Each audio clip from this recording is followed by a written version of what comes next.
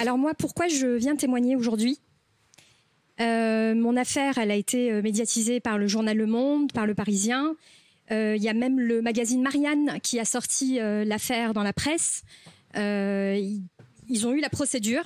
Et ils ont effectivement racontez-nous l'histoire, établi qu'il y avait des fautes en écriture. Enfin, c'est extraordinaire. Je rentre un soir chez moi, je vais essayer de faire vite. Allez-y. Je rentre un soir chez moi, le 19 août 2019, je rentre à la maison et je descends l'avenue de Clichy. Donc l'avenue de Clichy, c'est à Paris 17e, voilà. Et j'habite pas très loin du commissariat du 17e, l'affaire Michel Zecler.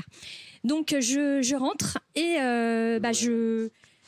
j'arrive à hauteur de la rue Legendre et effectivement, je vois une rixe. J'étais au téléphone avec ma mère et la rixe était tellement importante, les gens criaient que ma mère me dit qu'est-ce qui se passe. Je lui dis non, c'est rien, c'est des gens qui se battent dans la rue. Et ma mère me dit, elle a le réflexe, elle me dit mais rentre à la maison, rentre tout de suite. Donc moi, de toute façon, j'étais fatiguée, donc je lui dis oui, je vais rentrer. Je raccroche et par enfin, je sais pas comment. Par réflexe, oui, voilà. Avant de rentrer, j'avais besoin de me rassurer qu'il y avait assez de gens dans la rue Legendre, pour au cas où, s'il se passait quelque chose de vraiment gravissime, pour qu'il y ait assez de gens qui appellent la police, en fait. Et au moment où je tourne la tête, là, en fait, vu que j'étais plus au téléphone, j'étais concentrée avec ce qui se disait. Toutes les personnes qui étaient dans la rue Legendre, aussi bien au balcon que sur la chaussée, criaient en fait, ils étaient en train de crier « ne faites pas ça, ne faites pas ça ». Et ils disaient ça à une des agresseurs. En fait, il y avait une victime au sol et 3 agresseurs. Il y avait deux hommes et une femme. Et en fait, les gens criaient « ne faites pas ça, ne faites pas ça » à la femme qui avait le casque de moto intégral, un casque de moto intégral à la tête. Elle avait le casque de moto intégral à la tête. Et excusez-moi, je vais vous mimer ce qui s'est passé parce que c'était assez virulent. Elle avait le casque de moto comme ça au-dessus de la tête. Et les gens, malgré que les gens lui disent ne faites pas ça, ne faites pas ça, ça fait comme s'ils l'encourageaient pour lui dire ah, vas-y. Et elle assène ce coup de casque de moto sur la tête. Donc moi j'étais tellement choquée. À qui? À la victime qui était au sol. C'était une femme au sol? Oui, c'était une femme. Donc avant, d'où j'étais, je ne savais pas si c'était un homme ou une femme ou voilà. Bref, et quand je vois ça, ni une ni deux, je fais quoi? Je fais le 17 sur mon portable. Je traverse l'avenue de Clichy, je rentre dans la rue Legendre. Mon cœur battait fort parce que je me suis dit mais qu'est-ce que je vais trouver? Est-ce que la femme qui est au sol, la victime est au sol, que ce soit un homme ou une femme, peu importe. Est-ce qu'elle saigne? Est-ce qu'on va devoir appeler les pompiers? Certainement. Donc j'avance et plus je voyais que la femme qui était au sol, elle était de très faible corpulence et j'arrive à identifier effectivement que c'est une femme. Mais elle était tellement... Ses chevilles étaient vraiment fines. Parlez bien dans le micro. Oui, excusez-moi. Et puis là, ça a été plus fort que moi, malgré les gens sur la chaussée, les gens qui avaient sur la chaussée. Je ne leur jette pas la pierre, je vais pas leur dire oui, je sais très bien que beaucoup de gens ce soir-là ont appelé la police parce que la police au téléphone après me l'a confirmé. Mais moi ça a été plus fort que moi. Quand j'avance, je vois ça, j'ai pas pensé au danger que je pouvais moi avoir. J'avance et je leur dis, je vois les 3 agresseurs, je dis mais non, je dis c'est pas possible. Vous pouvez pas vous mettre à 3 sur une personne. Et là, l'agresseur le plus virulent m'a crié, m'a cassé ma vitrine. Je lui dis, peu importe quoi qu'elle ait pu faire, vous vous êtes décrédibilisé tout simplement. Donc moi, le but, c'était pas de rentrer dans ce qui se passait. C'était de gagner du temps, le temps que la police arrive. Parce que pour moi, la police, c'était la seule solution. C'était à la police de venir deviner ce qui se passait. Alors, qu'est-ce qui s'est passé? Qu'est-ce qui se passe par la suite? Le temps, quand moi, enfin... le grand soulagement, j'ai enfin la police au téléphone parce que vous savez très bien quand on fait le 17. Alors la police malheureusement, arrive, on les appelle tout de suite. Voilà, exactement. Oui. Quand la police arrive... ils identifient donc les agresseurs, les témoins et la victime. Pour une fois, il y avait tout le monde. Et pendant qu'un des policiers prenait nos coordonnées pour éventuellement un témoignage ou autre, il y a l'agresseur le plus virulent qui se met sur la chaussée et il se met à nous menacer. Dire oui, toi là-bas, attention, t'as rien vu, tu dis rien, t'as rien vu. Comme ça devant le policier. Donc moi je me dis, bon, il aggrave son cas, la police va intervenir, on va lui dire mais qu'est-ce que tu fais? La police ne dit rien, la police n'intervient pas. Et ce que je vous dis, tous les témoins que j'ai eus, témoignages écrits, avec attestation et qui ont même été entendus après par la section déontologie à la préfecture de Paris, ils disent tous la même chose. Donc la police n'intervient pas, et ça donne du courage à cet agresseur, l'agresseur le plus virulent, et il continue. Il menace encore la même chose, mais un peu plus, de façon plus énergique, plus virulente. Donc là, moi je regarde le policier qui prend nos coordonnées, je lui dis mais excusez-moi, je lui dis mais je vous avais entendu ce qui s'est passé? Et là le policier me regarde et me dit non, alors que tout le monde avait entendu. Moi, je pense après à ma sécurité à moi. Donc je dis au policier, je lui dis excusez-moi, je lui dis attendez, je reviens. Là, le policier aurait pu me dire non, vous restez ici et je me serais exécutée. Voilà, parce que j'ai un profond respect pour l'uniforme. Et le policier ne me dit rien, donc j'avance un petit peu, juste un petit peu sur la chaussée. Il y avait la police entre nous, et j'interpelle l'agresseur le plus virulent. Je lui dis, excusez-moi monsieur, excusez-moi, juste pour vous dire, on a juste appelé la police pour pas qu'il y ait de mort sur la chaussée, c'est tout. J'avais envie de faire passer, j'étais obligée, moi, pour ma sécurité à moi, parce que j'habite le quartier depuis 2004, et j'apprends que cet agresseur le plus virulent, qui n'a pas peur visiblement de la police, j'avais peur que de me retrouver nez à nez un jour avec lui, voilà. Donc j'avais besoin de lui faire passer le message que voilà, effectivement on a appelé la police, mais voilà. Il n'y aurait pas de témoignage. Voilà, je vais faut appeler un chat. Et après, et cet agresseur me dit oui, je sais, madame, vous étiez en train de me dire ne tapez pas la dame, ne tapez pas la dame. Et là, il y a un policier de la BAC qui arrive et qui se met à me mettre la main sur l'épaule et à me pousser. Prenez bien. Excusez-moi, et à me pousser. Et il me dit, vous allez sur le trottoir. Et moi, je lui dis quoi? Je lui dis, oui, monsieur l'agent, je vais sur le trottoir. Comme ça, tout en reculant, et on voit tout sur la vidéo. La vidéo qui est sur vous tapez Leïla N, violence policière, vous allez trouver la vidéo. Et tout en reculant, je lui dis, oui, monsieur l'agent, je vais sur le trottoir. Et je lui dis, par contre, excusez-moi, je lui dis, vous avez rien dit quand on s'est fait menacer par l'agresseur? Et là, il me dit, mais j'en ai rien à foutre. Donc moi, je ne cherche pas à épiloguer avec tout ce que j'ai vu.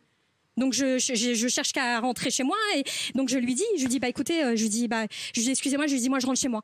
Et là au moment où je lui dis je rentre chez moi, on voit dans la vidéo, il me met la main, donc ici là, il essaie de m'attraper le cou, donc ici c'est très sensible, hein. Donc il me met la main là, ici sur le cou, donc moi le réflexe que j'ai c'est de passer ma main comme ça. Je lui dis d'ailleurs la vidéo que vous regardez là en ce moment, c'est la vidéo du témoin. On a eu de la chance d'avoir cette vidéo là, sinon voilà. Et donc je mais juste ma main comme ça, je lui dis mais ça va pas ou quoi? Parlez bien dans le micro. Je lui dis excusez-moi, je lui dis mais ça va pas ou quoi? Je lui dis c'est moi qui ai appelé la police. Et là, il supporte pas en fait que je mette ma main comme ça, et il m'attrape par le cou, hein, il veut pas me lâcher. Et il me traîne sur quelques mètres. Et tout le monde crie, on entend dans la vidéo, tout le monde crie mais lâchez-la, elle a appelé la police, elle a voulu aider la victime, lâchez-la, lâchez-la. Il veut rien entendre, et moi je le supplie de me lâcher. Il veut rien entendre, il a été jusqu'à me dire, hein, pardonnez-moi, hein, je vais être vulgaire, il a été jusqu'à me dire oui, mais tu vas la fermer ta gueule, alors que je demandais juste à ce qu'il me lâche parce que j'arrivais pas à respirer. C'est tout simplement. Donc là, au bout d'un moment, quand vous arrivez plus à respirer, hein, ça peut être un agent de police. Vous êtes obligé de passer vous êtes obligé de passer votre doigt pour pouvoir desserrer l'étau. Donc je passe juste mon pouce comme ça pour desserrer l'étau. Là, il me donne un violent coup de pied dans le tibia et il me plaque sur le mur qui est juste derrière. Et donc tout le monde crie la victime qui était sur le trottoir. Elle vient même à mon secours quand elle le voit qui me donne le coup de pied sur le tibia. Et voilà, c'est tout ce que vous voyez là.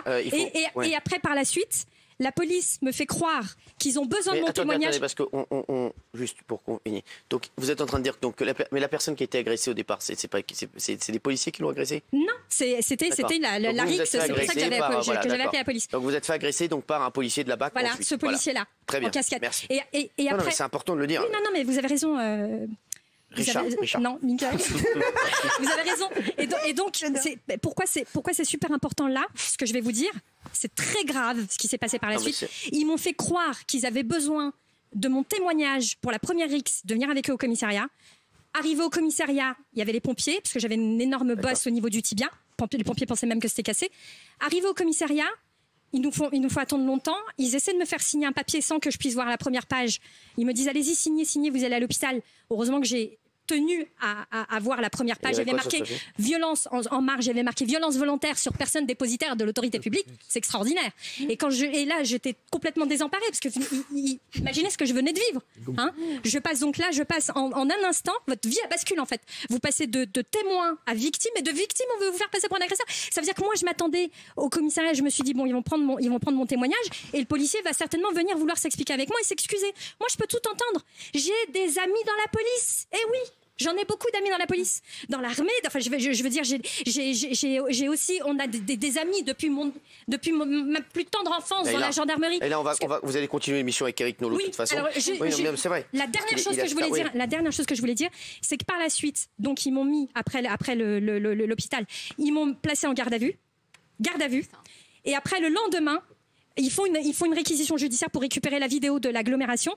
Et la vidéo de l'agglomération, tenez-vous bien, ils font une première réquise le matin de 30 minutes sur la vidéo 30 minutes. Et quand ils voient tous les faits, tout ce qui se passe, ils auraient pu dire oui, ça y est, c'est bon, on a fait une grossière erreur, il va falloir qu'on s'excuse auprès de madame, voilà, qu'on essaie d'arranger les choses. Non, La journée va passer. En fin de journée, à 18h, ils font une deuxième réquisition judiciaire et ils demandent que 20 ou 25 secondes. Et c'est sur 25 secondes que je vais me retrouver devant le tribunal devant la 28e chambre, le tribunal correctionnel TGI de Paris. Si je n'étais pas tombée sur Madame Agnès Herzog, la présidente de la 28e chambre, qui a voulu décortiquer quand elle a vu la vidéo du témoin. Et je remercie les journalistes qui font un travail exceptionnel parce que sans l'article du journal Le Monde et du Nouvel Obs, jamais ce témoin n'aurait appelé mon avocat, maître David de Curiel, qui a été aussi sensationnel à mes côtés parce qu'il m'a beaucoup soutenu. Sans cette vidéo, écoutez-moi bien, ma vie elle aurait basculé et je me serais retrouvée avec un casier judiciaire. Moi, la grande militante associative, moi qui me bats, qui est protégée tout le temps, à chaque fois que j'entends quelque chose sur la police, tout le temps je parle, je dis non, il faut pas mettre tout le monde dans le même sac. C'est pas possible, on peut pas mettre tout le monde dans le même sac. Et là, vous vous retrouvez, en un instant, on peut vous faire basculer de l'autre côté, votre vie à bascule.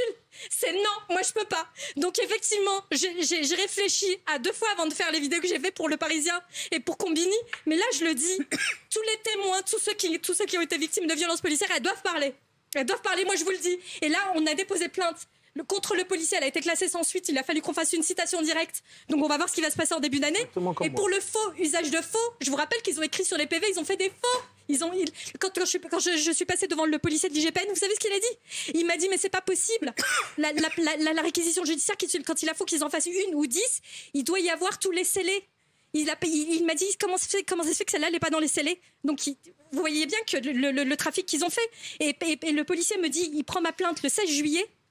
Pour le faux usage de faux, abus d'autorité et dénonciation calomnieuse le 16 juillet dernier. Et le policier me dit, je vais en vacances demain. Il m'a dit, mais dès que je reviens début août, il m'a dit, je fais mon enquête. Le 3 août, le procureur, monsieur Étienne Debar, il a classé sans suite le procureur en 18 jours, un temps record, sans enquête. Et même lui, il a fait un faux. Même lui, il a fait un faux en écriture puisqu'il écrit dans le classement sans suite. Il ose écrire. Les éléments de l'enquête n'ont pas permis. Quelle enquête? J'ai appelé après le policier de l'IGPN. Lui aussi était surpris que ça soit classé sans suite. Donc moi, je vous le dis, et je le dis à monsieur Messia en face depuis tout à l'heure, je vous entends dire certaines choses. C'est faux. Moi, j'ai pas de casier judiciaire. Vous me voyez? J'ai une bonne éducation, je veux dire, j'ai fait des études, je suis dans le milieu associatif, et j'ai fait beaucoup de choses dans ma vie dont je suis fière. Je méritais pas ça. J'ai juste voulu secourir une victime. Attendez, je justifie pas ça, madame. Et tous ceux, monsieur Messia, tous ceux qui ont témoigné, qui ont fait les témoignages écrits avec pièces d'identité, qui n'ont pas eu de peur de témoigner, alors qu'ils habitent en face de la boutique de cet agresseur. Hein, ils me l'ont tous dit. Ils m'ont dit non, on témoigne parce que nous aussi, on allait descendre.